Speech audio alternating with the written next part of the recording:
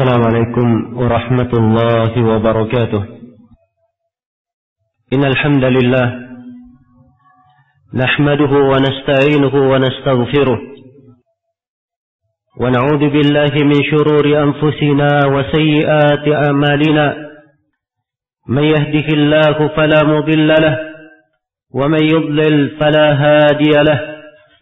أشهد أن لا إله إلا الله وحده لا شريك له وأشهد أن محمدا عبده ورسوله. يا أيها الذين آمنوا اتقوا الله حق تقاته ولا تموتن إلا وأنتم مسلمون. يا أيها الناس اتقوا ربكم الذي خلقكم من نفس واحدة وخلق منها زوجها وبث منهما رجالا كثيرا ونساء واتقوا الله الذي تساءلون به والأرحام إن الله كان عليكم رقيبا. يا أيها الذين آمنوا اتقوا الله وقولوا قولا سديدا يصلح لكم أعمالكم ويغفر لكم ذنوبكم ومن يطع الله ورسوله فقد فاز فوزا عظيما. أما بعد فإن أصدق الحديث كتاب الله وخير الهدي هدي محمد صلى الله عليه وسلم وشر الأمور محدثاتها فإن كل محدثة بدعة وكل بدعة ضلالة وكل ضلالة في النار. معاشر المسلمين جماعة rahimani wa rahimakumullah. Sebuah ayat dalam Al-Quran patut kita renungi dan kita cermati berbagai kandungan dan pelajaran yang terdapat di dalamnya. Pada ayat ini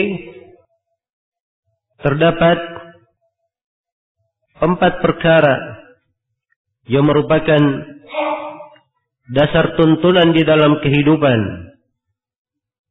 Allah Subhanahu wa taala berfirman, "Wabtaghi fima ataka Allahu ad-daral akhirah wa la tansa nasibaka minad dunya wa ahsin kama ahsana Allahu ilayka wa la tabghi al-fasada fil ard inna Allaha la yuhibbul mufsidin."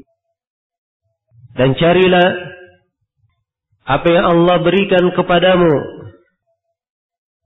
untuk kehidupan akhiratmu. Wala tansa nasibaka minad dunya, dan jangan engkau lupa bagianmu dari dunia. Wa ahsin kama ahsanallahu ilaik, dan berbuat baiklah engkau sebagaimana Allah telah berbuat baik kepadamu. Wala tabghil fasada fil ard, dan jangan kamu menghendaki kerusakan di atas muka bumi. Inna Allah la yuhibbul mufsidin. Sungguhnya Allah tidak mencintai orang-orang yang berbuat kerusakan. Ayat ini di akhir surah Al-Qasas, di sela-sela penjelasan tentang kisah Qarun. Karena di ayat sebelumnya, Inna Qaruna kana min qaumi Musa fabagha alayhi wa atainahu minal kunuzi ma inna mafatihahu latanu'u bil usbati il quwwah idh qala lahu qaumuhu la tafrah inna Allaha la yuhibbul farihin. Sesungguhnya Qarun adalah dari kaum Nabi Musa, dan sejumlah ahli tafsir menyebutkan bahwa Qarun adalah anak paman Nabi Musa. Allah terangkan bahwa kami memberikan kepada Qarun dari perbendaharaan harta yang kunci-kuncinya tidak sanggup dipikul oleh sekelompok orang yang kuat. Ini baru kunci-kunci hartanya. Bagaimana pula dengan hartanya? Iya. Maka idh qala lahu qaumuhu la tafrah. Kaum Qarun berkata, janganlah engkau sangat membanggakan diri Innallaha la yuhibbul farihin. Sungguhnya Allah tidak menyenangi orang-orang yang sangat membanggakan dirinya. Kemudian disebutkanlah ayat wabtaghi fima ataka Allahu ad-daral akhirah. Carilah dengan apa yang Allah datangkan kepadamu, apa yang Allah telah anugerahkan kepadamu, kehidupan di negeri akhirat. Wala tansa nasibaka minad dunya, dan jangan kamu lupa bagianmu dari kehidupan dunia. Wa ahsin kama ahsana Allahu ilaik, dan berbuat baiklah sebagaimana Allah telah berbuat baik kepadamu. Wala tabghil fasada fil ard, dan jangan engkau menghendaki kerusakan di atas muka bumi. Innallaha la yuhibbul mufsidin. Sungguhnya Allah tidak mencintai orang-orang yang berbuat kerusakan. Iya. Walaupun ayat ini di konteks berkaitan dengan Qarun, tetapi kandungan dari ayat adalah hal yang luas dan umum. Dan memang merupakan pelajaran untuk umat Islam yang membaca Al-Quran. Di dalam ayat ini ada 4 kaidah. Di dalam kehidupan seorang muslim dan muslimah. Allah berfirman, wabtaghi fima ataka Allahu ad-daral akhirah.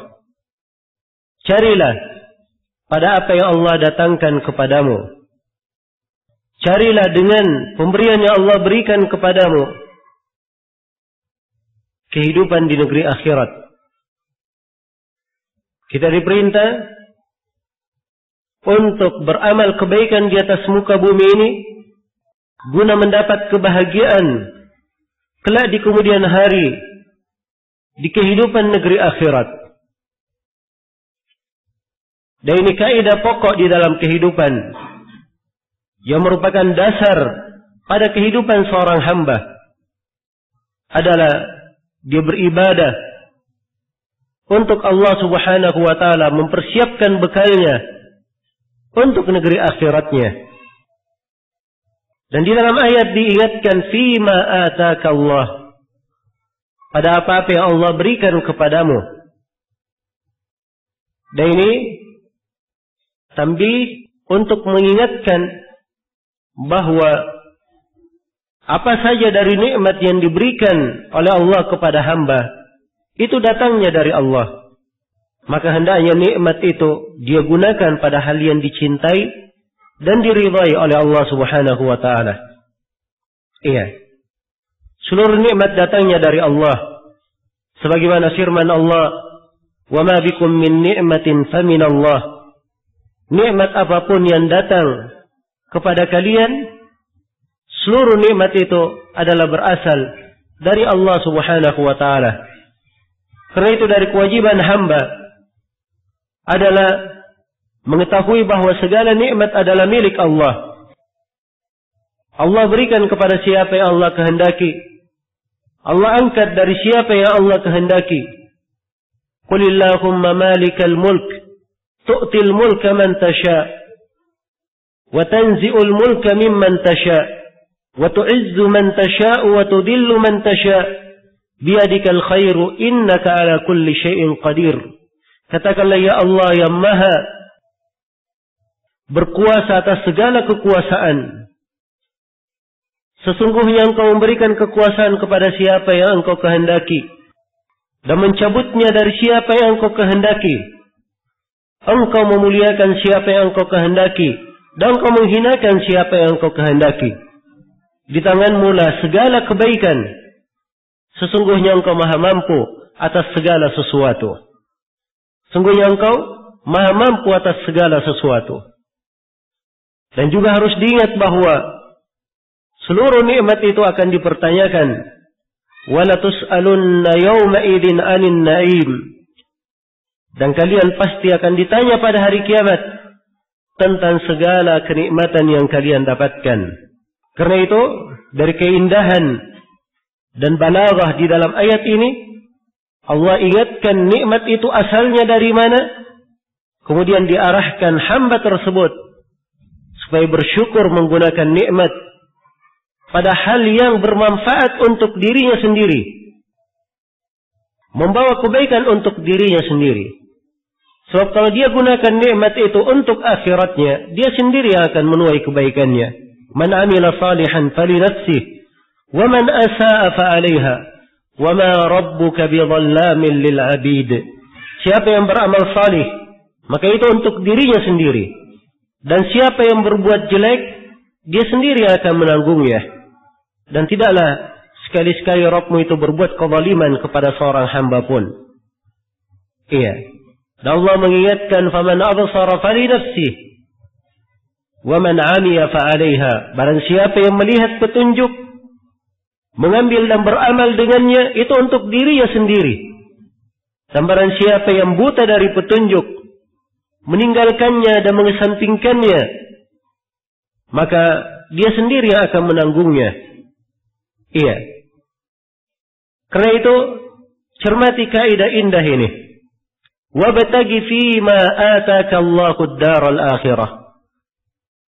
Carilah dengan karunia yang Allah berikan kepadamu, nikmat yang Allah anugerahkan kepadamu.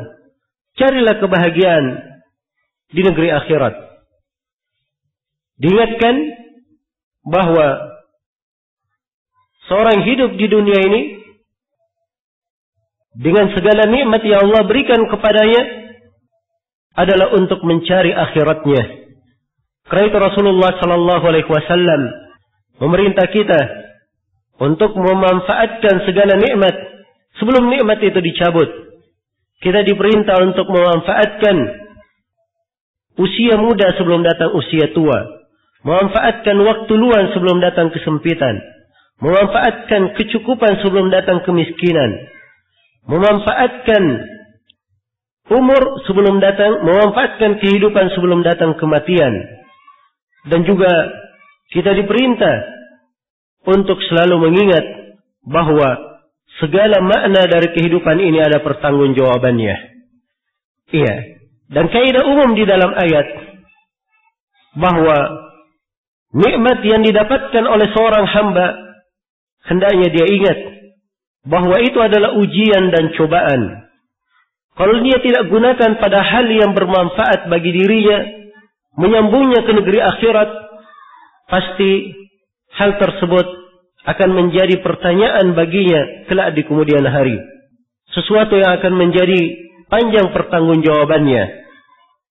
Karena itu, di dalam banyak ayat, Allah Subhanahu wa Ta'ala mengingatkan, wal akhiratu khairu wa abqa. Negeri akhirat itu adalah lebih baik dan lebih kekal. Dan Allah firman, ma indakum yanfudu wa ma indallahi baq. Apa yang ada di sisi kalian akan sirna, dan apa yang berada di sisi Allah itulah yang kekal abadi. Dan Allah Subhanahu wa Ta'ala berfirman, wa ma utitum min syai'in famata'ul hayatid dunya wa zinatuha wa ma indallahi khairu wa abqa afala ta'qilun. Dan apa yang diberikan kepada kalian, sesuatu apapun diberikan kepada kalian, itu hanyalah dari kehidupan dunia dan perhiasannya. Dan apa yang di sisi Allah Subhanahu wa Ta'ala itu lebih baik dan lebih kekal. Tidakkah kalian berfikir? Diperintah untuk berfikir.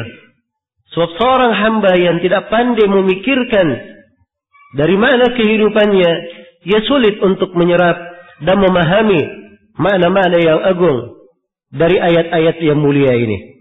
Dan di ayat yang lain Allah firman, وَمَا هَذِهِ الْحَيَاةُ الدُّنْيَا إِلَّا لَهْوٌ وَلَعِبٌ وَإِنَّ الدَّارَ الْآخِرَةَ لَهِيَ الْحَيَوَانُ لَوْ كَانُوا يَعْلَمُونَ. Tidaklah kehidupan dunia ini kecuali hanya sekadar senda gurau dan permainan. Dan sesungguhnya kehidupan negeri akhirat itulah hakikat dari kehidupan. Andai kata mereka mengetahui. Andai kata mereka mengetahui. Iya. Rasulullah sallallahu alaihi wasallam telah menjelaskan bahwa harta adalah fitnah. Likulli ummatin fitnah wa fitnatu ummatil mal. Setiap umat ada fitnahnya dan fitnah umatku adalah harta. Dan Allah Subhanahu wa Ta'ala berfirman, innama amwalukum wa auladukum fitnah. Sungguhnya harta-harta kalian dan anak-anak kalian adalah fitnah. Dan Rasulullah sallallahu alaihi wasallam bersabda, ya, wattaqu fitnatan nisa, dan berhati-hatilah kalian dari fitnah para perempuan. Dan itulah dari kehidupan dunia yang merupakan ujian dan cobaan. Karena itu apa yang Allah Subhanahu wa taala berikan dari kehidupan dunia, apakah itu berupa harta, berupa kedudukan, berupa anak, istri dan keturunan, ya, hendaknya digunakan untuk meraih kebahagiaan negeri akhirat. Menjadi persiapan bagi kita semua untuk mendapatkan kehidupan kekal abadi di akhirat kelak. Dan ini kaidah yang sangat indah. Hendaknya selalu diingat. Wabtaghi fima ataka Allahu ad-daral akhirah. Carilah pada apa yang Allah datangkan kepadamu dari kehidupan akhirat. Kemudian di kelanjutan ayat diterangkan kaidah yang kedua. Wala tansa nasibaka minad dunya. Dan jangan kamu lupa bagianmu dari dunia. Anugerah yang Allah berikan kepadamu boleh saja digunakan untuk kehidupan dunia, untuk makan, untuk minum, dan untuk keperluannya sebagai manusia. Hanya saja perhatikan bahasa dari ayat, wala tansa nasibaka minad dunya. Jangan kamu lupa bagianmu dari dunia. Didahulukan akhirat dan jangan lupa bagianmu dari dunia. Tidak seperti keadaan kebanyakan manusia yang asalnya adalah berkaitan dengan dunianya, tapi jangan lupa akhiratmu. Dan ini tentunya adalah hal yang bertentangan dengan makna yang diterangkan di dalam ayat. Karena itulah dari dasar kaidah kehidupan seorang hamba, dia memakmurkan hidup di dunia, tetapi dunia itu tidak berkuasa terhadap dirinya. Kadang mungkin dunia berada di tangannya, berada di genggamannya, dalam penguasaannya. Hanya saja dunia itu tidak berada di hatinya. Bukan hal yang mendominasi dirinya. Inilah seorang muslim di dalam kehidupannya. Dia memanfaatkan kalaupun Allah berikan kepadanya dari kehidupan dunia, dia mengambilnya sebagai suatu bahagian yang diirinkan. Dan selebihnya adalah hal yang Allah Subhanahu wa taala anugerahkan untuknya guna digunakan pada perkara yang dicintai dan diridhai oleh Allah Subhanahu wa taala. Di dalam ayat wala tansa nasibaka minad dunya, dan jangan kamu lupa bagianmu dari dunia, ada 3 pendapat di kalangan ahli tafsir. Yang pertama, dan ini adalah penafsiran Ibnu Abbas, Mujahid dan kebanyakan ulama, ayya'mala fid dunya lil akhirah, yaitu jangan lupa bagianmu dari dunia, dia tetap mencari dunianya, tapi dunia tersebut dia peruntukkan untuk mencari akhiratnya, untuk mencari akhiratnya. Dan penafsiran yang kedua adalah wala tansa nasibaka minad dunya, dia mengambil hal yang lebih, memberikan, mengeluarkan hal yang lebih, dan dia pegang perkara yang sekadarnya yang mencukupinya saja. Dan ini adalah penafsiran Al-Hasan Al-Basri. Dan penafsiran yang ketiga, wala tansa nasibaka minad dunya, jangan kamu lupa bagianmu dari dunia. Dia mencukupkan dirinya dari hal yang halal dengan hal yang halal, dan dia hindari segala perkara yang diharamkan oleh Allah Subhanahu wa taala. Dan ini adalah penafsiran Qatadah rahimahullahu ta'ala. Iya. Ini 3 penafsiran semuanya terkandung di dalam makna ayat, tidak bertentangan. Tercakup di dalam kandungan dan makna ayat ini. Karena itu, hendaknya seorang muslim memahami arti dari kehidupan dunia. Bahwa dunia ini bukan segalanya. Bukan rumah yang kita kekal di dalamnya. Ada suatu kehidupan yang semua kita akan menuju ke sana, akan kembali kepadanya.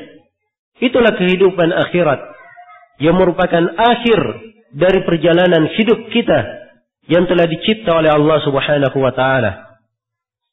Dan ayat ini wala tansa nasibaka minad dunya, jangan engkau lupa bagianmu dari dunia. juga mengingatkan bahwa perbandingan antara dunia dan akhirat perbandingan yang sangat jauh. Karena akhirat itu jauh lebih utama.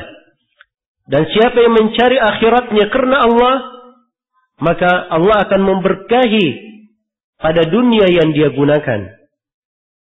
Allah Subhanahu wa ta'ala berfirman, "Man kana yuridul ajilata ajjalna lahu fiha ma nasha'u liman nurid. Thumma ja'alna lahu jahannama yaslaha madmuman madkhura. Wa man arada al-akhirata wa sa'alaha sa'yaha wa huwa mu'min, fa ulaika kana sa'yuhum mashkura." Barang siapa yang menghendaki kehidupan dunia yang segera, kami akan berikan untuknya kehidupan dunia itu. Kemudian kami akan jadikan untuknya neraka jahanam. Dia masuk di dalamnya dalam keadaan dicela dan dihinakan. Tapi sebaliknya, siapa yang menghendaki kehidupan akhirat dan berjalan untuk mencari akhirat tersebut, mereka inilah orang-orang yang upayanya, usahanya disyukuri oleh Allah Subhanahu wa ta'ala. Dan di ayat yang lain Allah berfirman, "Man kana yuridu harsal akhirati nazid lahu fi harsi, wa man kana yuridu harsad dunya nu'tihi minha, wa ma lahu fil akhirati min nasib." Barang siapa yang menghendaki kebun akhirat, kami akan menambah kebaikan pada kebunnya. Dan barang siapa yang menghendaki dari kebun dunia, kami akan berikan dari dunia itu. Tapi di akhirat kelak tidak ada lagi bagian untuknya. Dan di dalam hadis Zaid bin Thabit yang diriwayatkan oleh Imam Ahmad, Rasulullah sallallahu alaihi wasallam bersabda, Rasulullah sallallahu alaihi wasallam bersabda, "Ya, man kanatid dunya hammah, farraqa Allahu shamlah, wa ja'ala al-faqra baina aynayhi, wa la ta'tihi min ad-dunya illa ma kutiba lah." Barang siapa yang kehidupan dunia itu adalah cita-citanya, maksud terbesarnya adalah niatannya, maka Allah akan mencerai-beraikan usahanya. Dan Allah akan menjadikan kefakiran antara kedua pelupuk matanya. Dan tidak akan datang kepadanya dari kehidupan dunia kecuali apa yang telah digariskan untuknya. Dan sebaliknya, wa man kanatil akhiratu hammah, jama'a Allahu syamlah, wa ja'ala al-ghina fi qalbihi, wa ta'tihi dunya wa hiya ragimah. Barang siapa yang kehidupan akhirat adalah niatnya, maka Allah akan mengumpulkan usahanya, akan dijadikan rasa cukup di dalam hatinya, dan dunia itu akan didatangkan kepadanya dalam keadaan dipaksa untuk datang, walaupun dia tidak mau, dipaksa untuk datang kepada hamba itu. Karena itu harus diingat oleh seorang muslim bahwa kehidupan ini ada pijakan-pijakan yang seorang hamba wajib berada di atasnya, wajib memperhatikannya. Wabtaghi fima ataakallahu ad-daral akhirah wa la tansa nasibaka minad dunya. Carilah apa yang Allah datangkan kepadamu dari kehidupan akhirat, dan jangan engkau lupa bagianmu dari kehidupan dunia. Ini dua kaidah. Kemudian kaidah yang ketiga, wa ahsin kama ahsanallahu ilaik. Dan berbuat baiklah engkau sebagaimana Allah telah berbuat baik kepadamu. Iya, kita diperintah untuk berbuat baik di dalam kehidupan ini, sebagaimana Allah telah berbuat baik kepada kita, sebagaimana Allah telah berbuat baik kepada kita. Dalam menafsirkan ayat ini ada 3 penafsiran disebutkan oleh Ibn al-Jauzi di dalam Zadul Masir. Yang pertama, kata beliau, hendaknya engkau berikan kelebihan dari hartamu, sebagaimana Allah telah menambah berbuat baik kepada engkau dengan menambah engkau melebihi kadar keperluanmu. Dalam penafsiran yang kedua, hendaknya engkau berbuat baik pada apa yang Allah wajibkan kepadamu, berbuat baik dengan melaksanakan apa yang Allah wajibkan kepadamu, sebagaimana Allah telah berbuat baik kepadamu dengan mencurahkan berbagai nikmat. Dan penafsiran yang ketiga, berbuat baiklah engkau di dalam mencari yang halal, sebagaimana Allah telah berbuat baik kepadamu di dalam menghalalkan yang baik-baik. Iya. Ini 3 penafsiran, semuanya adalah penafsiran yang bagus, melengkapi makna ayat dan menerangkannya. Karena itu seorang hamba hendaknya mensyukuri apa yang Allah berikan kepadanya, dan di kehidupannya ini adalah dia berbuat baik. Berbuat baik kepada dirinya dengan berpegang terhadap Al-Quran dan sunnah Rasulullah sallallahu alaihi wasallam. Iya. Bahkan amalan yang paling baik adalah amalan yang dibangun di atas keikhlasan dan dibangun di atas tuntunan Rasulullah sallallahu alaihi wasallam. Karena itu di beberapa ayat, "Alladzi khalaqal mauta wal hayata linabluwakum ayyukum ahsanu amala."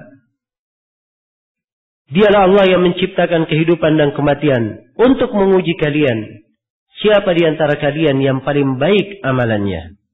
Dan kebaikan amalan adalah dengan keikhlasan kepada Allah Subhanahu wa taala dan menyempurnakan pengikutan kepada Nabi sallallahu alaihi wasallam. Iya. Dan berbuat baik juga masuk di dalamnya berbuat baik kepada diri sendiri, berbuat baik kepada keluarga, berbuat baik kepada anak-anak, berbuat baik kepada tetangga, berbuat baik kepada sesama manusia. Iya. Dan ini adalah sifat ihsan yang telah ditetapkan di dalam Al-Quran dan diperintah, innallaha ya'muru bil adli wal ihsan. Sungguhnya Allah memerintah dengan keadilan dan ihsan. Dan Rasulullah bersabda, innallaha katabal ihsana ala kulli syai'. Sungguhnya Allah telah menetapkan untuk berbuat ihsan pada segala sesuatu. Dan Allah firman, wa ahsinu innallaha yuhibbul muhsinin. Dan berbuat baiklah kalian. Sungguhnya Allah mencintai orang-orang yang berbuat baik. Karena itu, perhatikan dan renungi makna dari kehidupan ini. Kita hendaknya selalu berbuat baik dan memposisikan diri kita dimanapun kita berada sebagai orang-orang yang berbuat baik, orang-orang yang membawa keberkahan bagi manusia, membawa kebaikan bagi manusia, orang-orang yang dengannya dia mengajak manusia dan menyuruh manusia kepada jalan yang benar, kunci-kunci yang mengantar kepada surga. Iya, dan inilah kehidupan seorang muslim, sebagaimana Nabi Isa alaihi salam berkata, "Waja'alani mubarakan aynama kuntu." Aku telah dijadikan oleh Allah sebagai orang yang berberkah dimanapun aku berada. Barakallahu li wa lakum fil Qur'anil azim, wa nafa'ani wa iyyakum bima fihi minal ayati wad dzikril hakim, wa taqabbalallahu minni wa minkum tilawatahu, innahu huwas samiul alim. Alhamdulillahi ala ihsanih, wa syukru lahu ala tawfiqihi wa amtinanihi. Asyhadu an la ilaha illallah wahdahu la syarika lah تعظيما لشانه وأشهد أن محمدا عبده ورسوله الداعي إلى رضوانه صلى الله عليه وعلى آله وإخوانه أما بعد معاشر المسلمين جمعة rahimani wa rahimakumullah. Kemudian di akhir ayat terdapat kaidah agung. Dan ini adalah kaidah yang keempat pada ayat ini. ولا تبغي الفساد في الأرض إن الله لا يحب المفسدين. Janganlah engkau berbuat kerusakan di atas muka bumi. Sesungguhnya Allah tidak mencintai perbuatan kerusakan. Iya. Apa makna berbuat kerusakan di atas muka bumi? Yaitu, ia menjalani kehidupannya di dunia, di atas muka bumi ini, dengan melakukan hal-hal yang dibenci oleh Allah, dengan dosa dan maksiat, dengan syirik, bid'ah dan khurafat. Dan ini adalah perkara-perkara yang merusak bumi itu. Perkara-perkara yang merusak bumi itu. Karena itu di dalam Al-Quranul Karim disebutkan berbagai jenis kerusakan. Dan dinamakan dengan nama al-fasad. Dengan nama kerusakan. Dinamakan dengan nama kerusakan.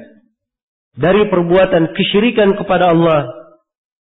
Dari perbuatan menebar kekejian di tengah manusia, dari perbuatan mencuri, ya, dan dari perbuatan ekstrim berlebihan, dan selainnya dari perbuatan-perbuatan disebut sebagai perbuatan kerusakan. Dan dari sifat orang-orang Yahudi, mereka berbuat kerusakan. Dari sifat kaum munafikin, mereka berbuat kerusakan. Dan dimaklumi bahwa kerusakan-kerusakan ini adalah apa yang diadakan oleh manusia dari berbagai dosa dan kejelekan setelah diutusnya para nabi dan para rasul menerangkan agama dan menyampaikan syariat. Ketika Allah Subhanahu wa taala mengutus nabinya Nabi Muhammad dan telah sempurna Al-Quran di tengah kita, maka telah diperbaiki bumi ini untuk kita. Telah diluruskan bumi ini untuk kita. Siapa yang keluar dari hal tersebut, maka itu artinya dia telah berbuat kerusakan di atas muka bumi. Karena itu ini ayat kandungannya sangat luas sekali. Bukan diartikan kerusakan dengan makna ia membakar hak milik orang lain atau melakukan pembunuhan, peperangan. Tidak terbatas pada makna ini. Tapi kerusakan maknanya luas. Dan ini adalah kaidah agung di dalam kehidupan. Seorang muslim adalah anti segala kerusakan. Kerusakan di dalam agama, kerusakan di dalam akhlak, kerusakan di dalam akidah, kerusakan di dalam ibadah, kerusakan di dalam apapun. Iya. Dan wajib atas setiap hamba adalah ia mengadakan perbaikan. Mengadakan perbaikan, menebar kebaikan di tengah manusia. Menebar islah sesuai dengan kemampuannya. Dan ini adalah kewajiban atas setiap hamba. Jangan dianggap bahwa menyebarkan kebaikan dari agama ini hanya tugas si Ustadz Fulan saja. Atau hanya tugas orang-orang tertentu. Tapi setiap orang memiliki kewajiban dan tanggung jawab. Sebab dia akan ditanya pada hari kiamat oleh Allah Subhanahu wa ta'ala. Disaksikan oleh seluruh makhluk. Mada ajabatumul mursalin. Wa yawma yunadihim fayaqulu mada ajabatumul mursalin. Hari tatkala Allah menyeru seluruh manusia. Allah berfirman, bagaimana kalian menjawab para rasul? Pertanyaan hendaknya kita siapkan. Bagaimana kita menjawab para rasul? Sejauh mana kita telah meninggikan agama mereka, mendukung agama mereka, menyebarkannya, mendakwakannya, perhatian terhadap agama para rasul. Dan ini adalah hal yang hendaknya diperhatikan oleh setiap muslim dan muslimah. Karena ia perhatian terhadap dirinya, terhadap keluarganya, terhadap anak-anaknya, terhadap kebaikan pada harta dan masyarakatnya. Dan dimaklumi bahwa perhatian tersebut adalah hal-hal yang baik.